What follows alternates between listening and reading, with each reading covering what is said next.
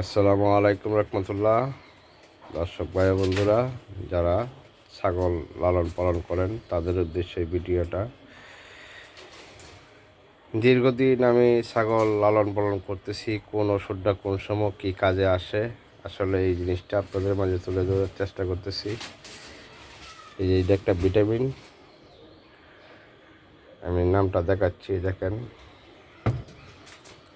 এটা গরু, ছাগল, হাঁস, মুরগি সব কিছুকে দেওয়া যায়। একটা ভিটামিন, 40 প্রকারের ভিটামিন আছে, খুব উপকারী একটা ওষুধ। প্র্যাকটিক্যালে এই যে আমি কৃমি ডোজ করাইছি আজকে ছাগলগুলিকে,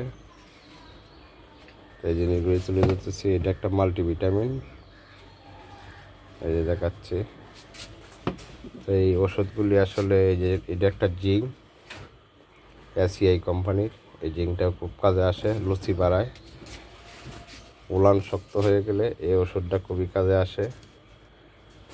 প্রথমে কিছু ট্রিটমেন্ট গড়ে দিতে হয়। এটা একটা ভিটামিন, এগুলি খুবই উপকারে আসে। এই জিনিসগুলি আসলে আপনাদের মাঝে এই জন্য তুলে ধরা।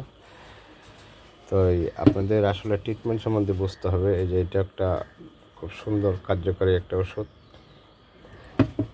এই যে আমার ছাগলের স্টোর রুম, যেখানে ওষুধ বড়ি রাখা হয়। এই যে এই ড্রামে বসি রাখা হয়। এই রুমটা শুধু স্টোর রুম হিসাবে রাখছি, ওষুধ বড়ি রাখা হয়, খাদ্য রাখা হয়।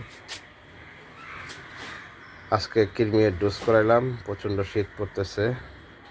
এই যে লিভার টনিকটা আনছি, জিঙ্কটা এটা দিব, লিভার টনিক দিব।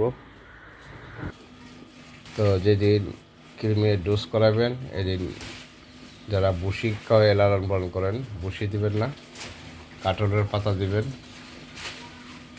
এদিন খানার তালিকা, কৃমির ডোজ করানোর পরে মিনিমাম 1 থেকে 1.5 ঘন্টা পরে তাদেরকে খানা দিবেন। এই যে আমি 8টা বাজে কৃমির ওষুধ খাওয়াইছি, এখন খানা দিছি, আর অলরের পাতা দিছি, খাচ্ছে। তো 3 মাস অন্তরঙ্গ কৃমির ডোজ করাই দিবেন, কারণ ছাগল বিভিন্ন জাতের খানা খায়, তাদেরকে কৃমির আক্রমণ করে। 3 মাস পর পর যদি আপনারা কৃমির ডোজ করান নিয়মিত, তাহলে ছাগলগুলি ভালো থাকবে। ধন্যবাদ, সকলে ভালো থাকবেন।